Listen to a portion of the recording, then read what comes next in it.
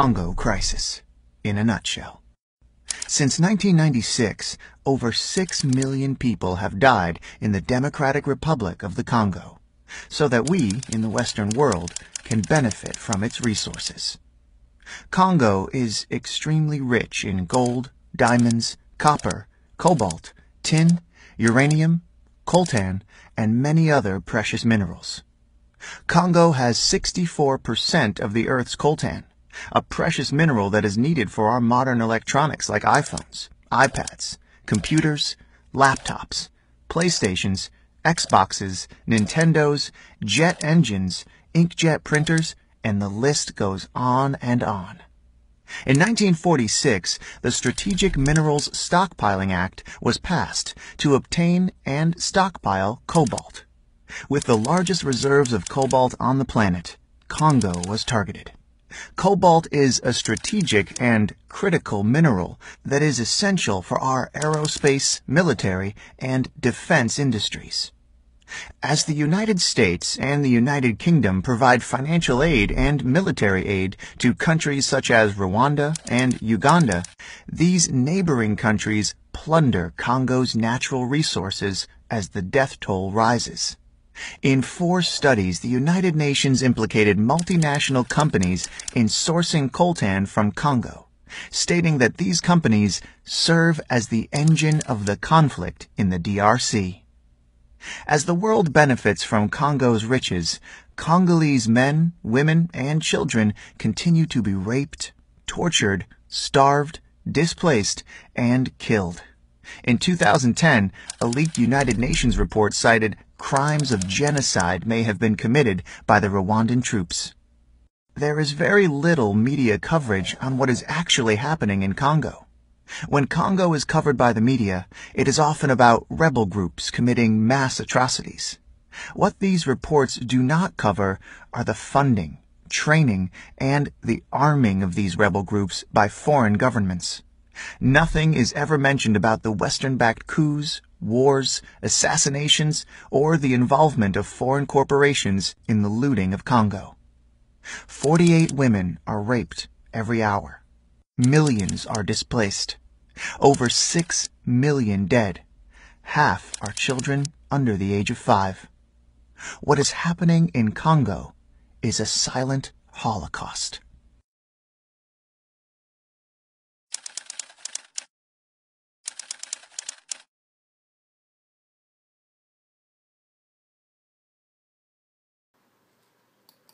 Personnalités politiques et militaires dans le viseur de l'Union européenne, 9 noms sont épinglés.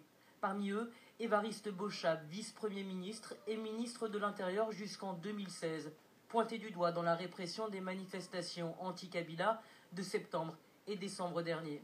Son successeur à la sécurité publique, Ramazani Shadari, responsable selon l'Union européenne de l'usage disproportionné de la force dans le Kasaï contre les miliciens Kamwina Nsapu.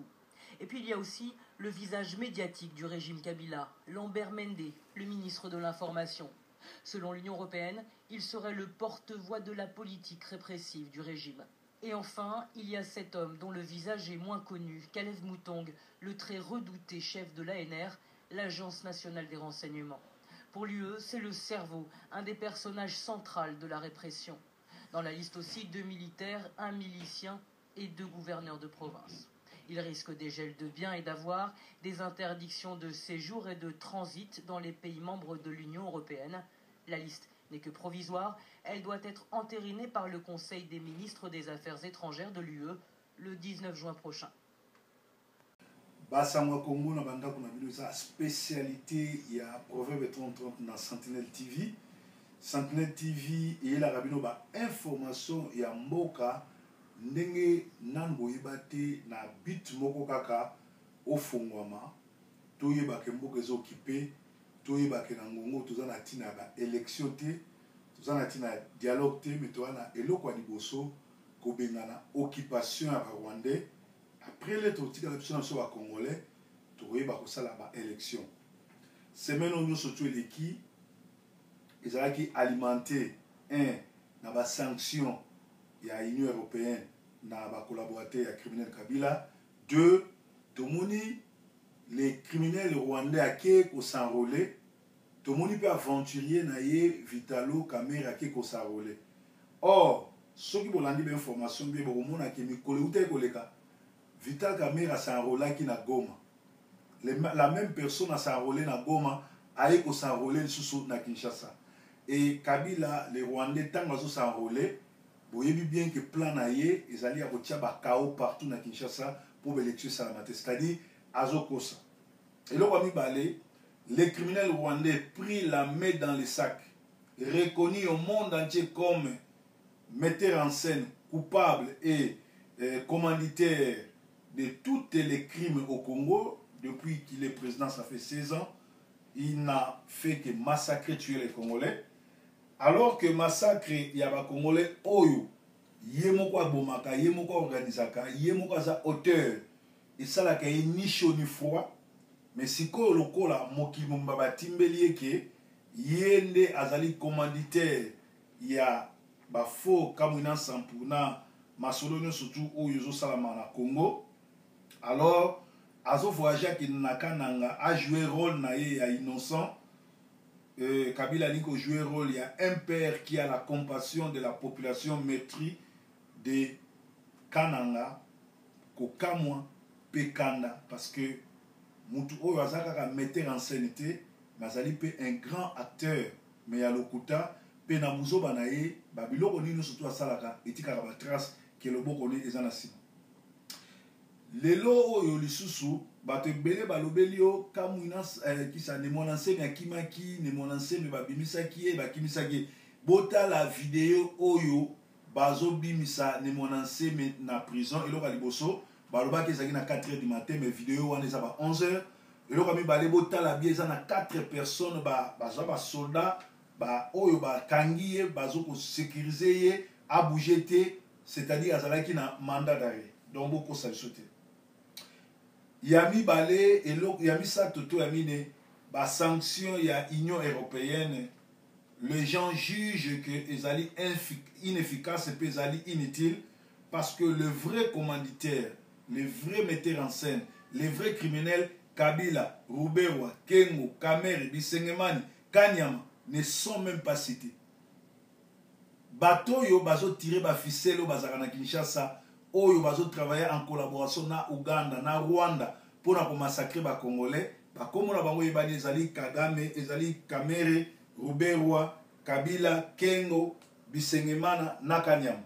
Mais tant que batangi ba kombo ya ba sanction, va sanctionner 9 personnes, alors qu'il fallait sanctionner Bangonyos. Pour tout la vidéo, avant la banda émission, Bolandi va vidéo à 9 personnes où va sanctionner.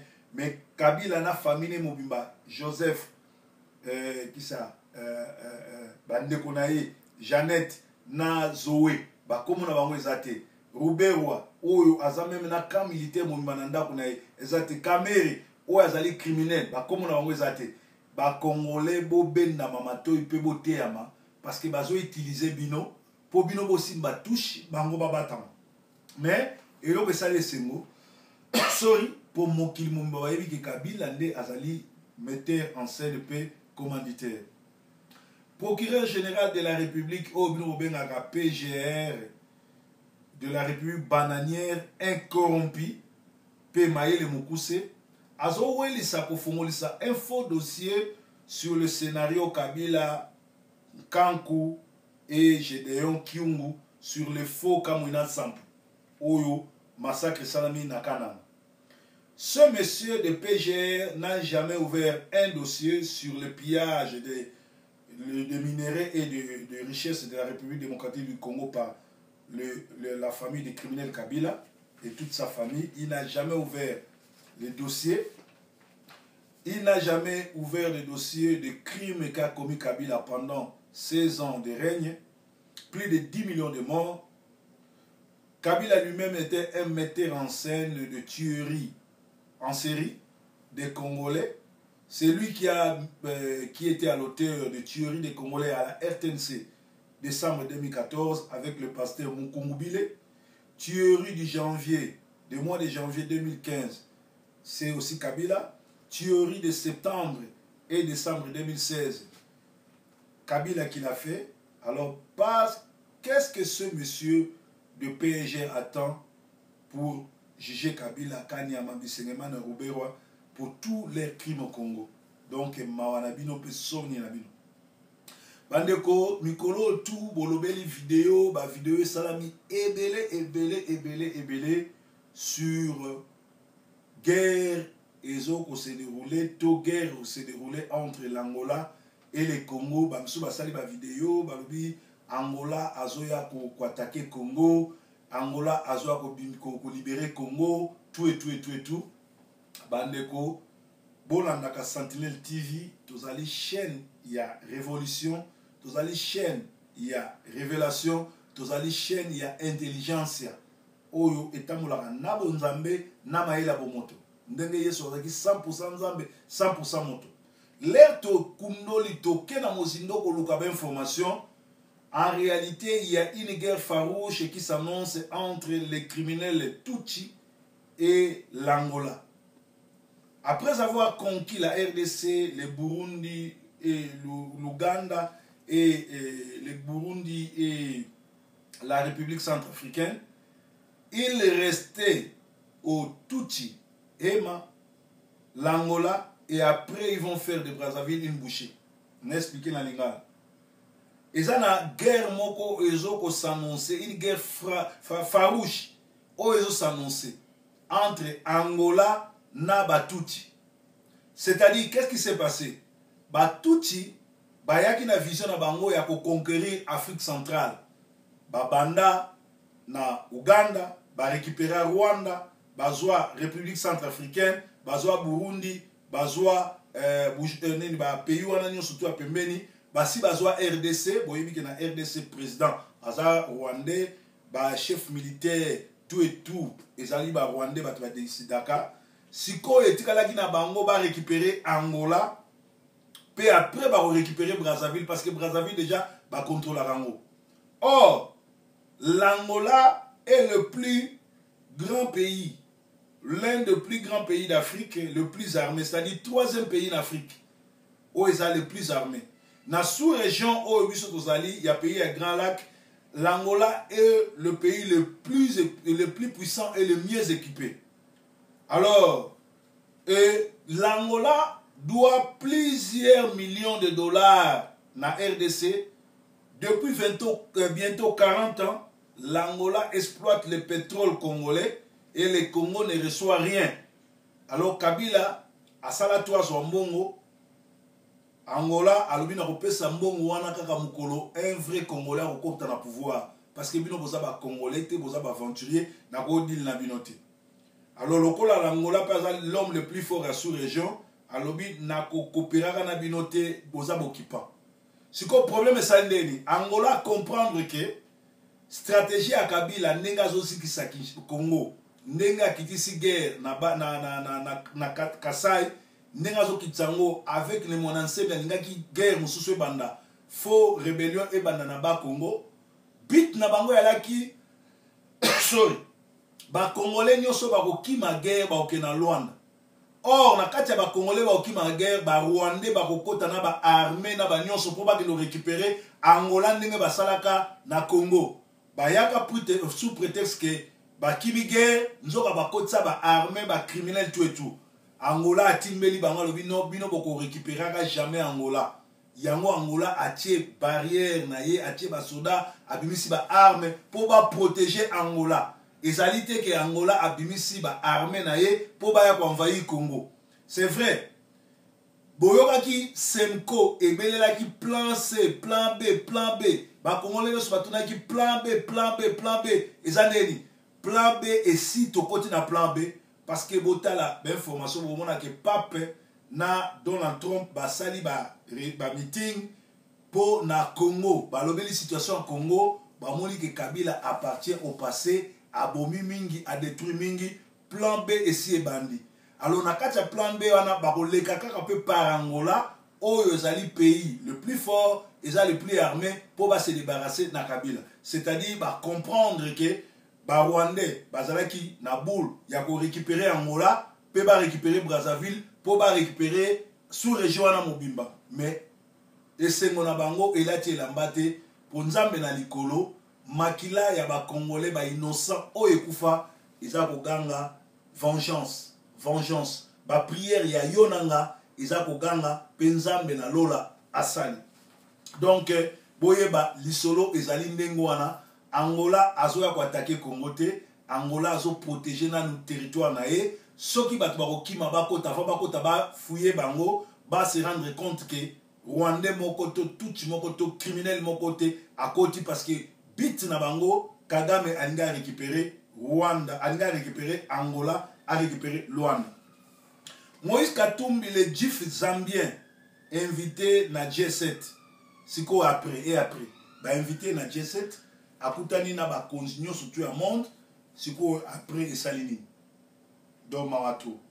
Jean-Pierre Mbemba oyo abomisa ba congolais likolo ya lokoso oyo alobaki j'accepte l'inacceptable ba bakisi ye lisusu 10 ans na prison pe to sambela susu année prochaine ba bakisi susu 10 ans soki totali ba totalité abosala 150 ans na prison pour abomisa ba congolais ebele na tata na Jean Mbemba. Donc biliaki ebikoki parce que autaki ko signer ba accord oyo ya lokuta ya Kabila pour mwana mwasi oyo na kombo ya bazali bazaiba akoma président ya ko contrôler l'élection oyo ko sala makate ya mwana bakobano bakisaka ekaka bane na prison akemba kuna kufa kuna po abomisa ba congolais mingi abomisa bangala abomisa ba soda congolais likolo lokoso na ye mikolo lisusu Mwanda le Terminator prouve que asale la Kabila pourquoi akomi ko telemela mwana ya bato ya dokolo biso tout oyebi que vieux Terminator akosa ki aza résistant or azana ni vision ya kosa la résistance ni ya ko libérer Congo mais a se distingaka chaque fois soki muto a telemi pour libérer Congo ya rapport bundisa parce que ba mbongo ba futaka ye musala nango yango wana apareko ezali aliba continuité ya aliba alliance de Bangala continuité ya un mouvement tribal désenvoûté to stopper bango na ba erreur pe buzo ba bango bazo sala concert ata moko te ekobetama na poto ti mukolo occupation rwandaise ekolongwa biso na poto tozana tina ba concert te d'ailleurs banda ba concert ekatana bana ba famille ezali réunis ba trouble ya la ressuscité alors fali na héritier batu na jibe mpiana carrière nene esila likolo atiaka mutu makasi contre la diaspora batu nyo surtout bazolo ba robetsa concert bazolo ta noto po concert ata moko ekobetsa makate félicitations na bana Congo nyonso ba telemeli lisolo ya concert tozana tina ngote mututu akoyela biso masolo ya élection masolo ya dialogue boye bakazali kaka kolabote bazali ncho pe azali bongo ennemi ya Congo tokotune bafutie combien pe azwa mwete pe lumbe to bengana nano ba Rwandais bongo toko organiser l'élection biso na biso plan B tozali jana kati ya plan B bomoni bino moko pape Amérique na G7 ba décider Kabila tana ye ezali esili Kabila power is over.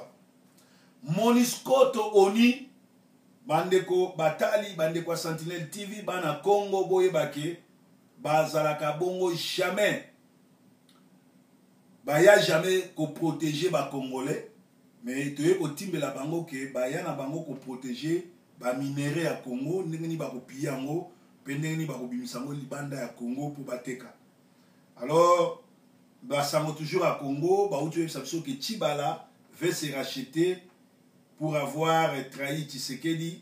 Il s'implique personnellement à l'enterrement de ces derniers.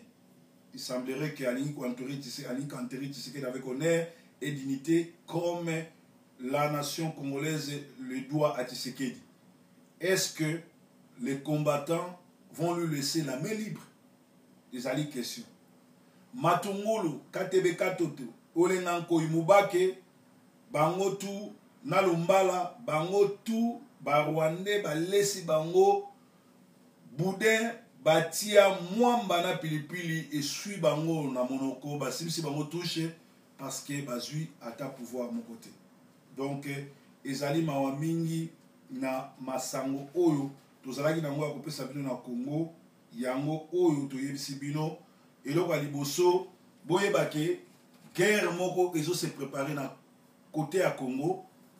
Angola na batuti bakobunda po batuti bayaki na plan ba libérer bayiba to ba récupérer Angola ndenge basali Congo, mais plan na bango wana échoué parce que bakokelo ko côté lisusu Kabila azo jouer na papa moko oyaza na compassion alingi parce que criminel union surtout azonga na lia crime alinga kende na lia crime à se rendre compte buzo banini ya sali parce que ba jeune na surtout asalaki ezongeli lisusu tolobiete ba sanction ekwe mais ba sanction wana et profiter na ba congolais te basé se moté parce que Kabila Roberwa Kamere na Bisengemana bazali bongo touché te mais-il que lelo oyo ba rapport nyo surtout ya mapping ya wapi oitanga ba kombo Kabila bazana ba dossier nyo so complet ya koyeba ba rôle nini ka jouer Kabila jouer kala mingi te boka moite Kabila ko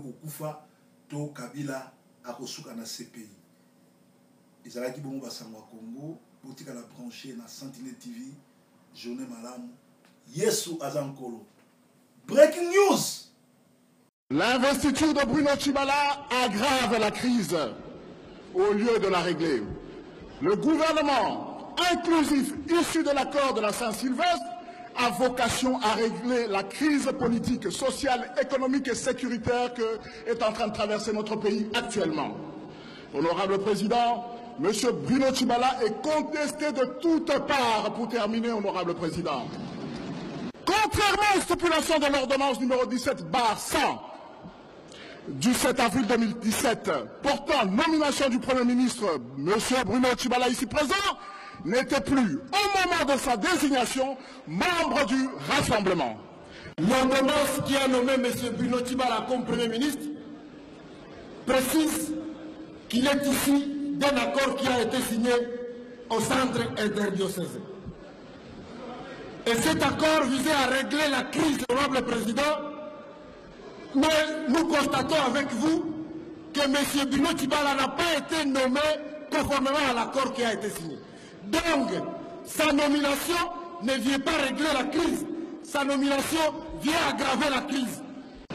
En effet, ce dernier a été exclu en date du 4 mars 2017 de son parti politique, l'UDPS, et bien sûr de ce fait du rassemblement de l'opposition.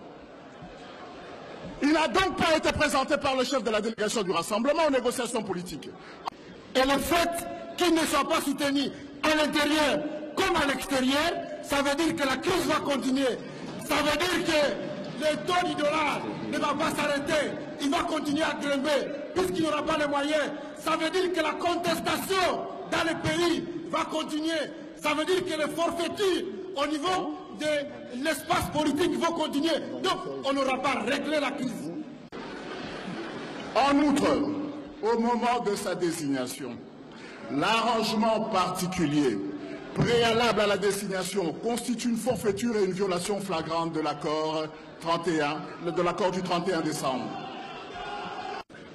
La nomination de Bruno Tshibala vient répéter l'histoire. C'est la répétition de l'histoire. On dit que l'erreur, elle peut être acceptée, mais persévérer dans l'erreur, c'est diabolique. Ça veut dire que nous, aujourd'hui, si nous investissons ce gouvernement de Bruno Tshibala, nous acceptons le schéma qui a déjà été expérimenté dans ce pays, où Mobutu a nommé de manière successive des premiers ministres, mais il n'a pas résolu le problème. Le peuple congolais, dont nous sommes les dignes représentants, ne gagne rien, mais alors absolument rien avec un Premier ministre contesté de toutes parts, à l'intérieur comme à l'extérieur de ce pays, contesté de toutes parts. Si nous voulons donner espoir à nos mamans, nous voulons donner espoir à ceux qui nous ont élus, nous devons arrêter cette forfaiture, accepter de s'inscrire dans un schéma qui nous amène vers les élections. Mais Tshibala ne fera pas les élections. C'est pour ça que vous demandez, Honorable le Président, Au lieu que demain, après-demain, vous puissiez pleurnicher avec des sacs de francs congolais qui ne valent plus rien. C'est aujourd'hui que vous avez la responsabilité d'arrêter la forfaiture et de l'espoir au peuple congolais. J'invite donc les compatriotes ici présents de la vraie opposition de ne pas cautionner l'investiture de ce gouvernement qui viole la disposition de l'article 90.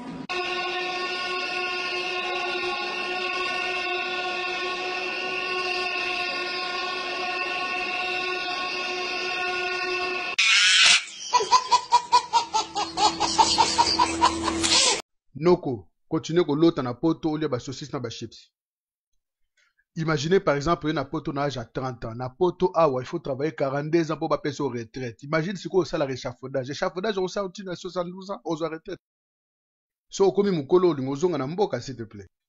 Si vous avez un mboka, vous avez un hôpital, sécurité sociale, les athées, c'est le foot à mon. Vous avez une retraite à 100 € par mois, famille peut téléméli ou na faut badame. Moi, pas vous avez un poto yate. Tout n'a pas poigné. Pour retraite no mukie pour na futa ba charge awa bano babala mindele basala vi na bango elala bango na chamba lakini kuna pe lupango ezate parce que na poto bando perdre batanda na ba tricologie na ba bilamba na ba cavali au moniteur ya owele la matembele na bana kasi na yo tika depuis 30 ans olobani na sima kasi tango za wana obandolela ndenge bazolela na kina oluka mwana fiske mais mona na te pour na kisasa condition de vie ezatu na moite ozongi na lupango ya famille ebongo lele pa ya nani place sikoyo ocomprendre ba souffrance ba congolais ba yo kaka alo bando bundela mboka so na 60 ans wana ngamna na kozipolo mbata bat bazo bundela mboka sikoyo ozofinga bango yo guerre no ezasuki na nzambe ya ba tricot naza président omoninga na lati kenzo noko lamuka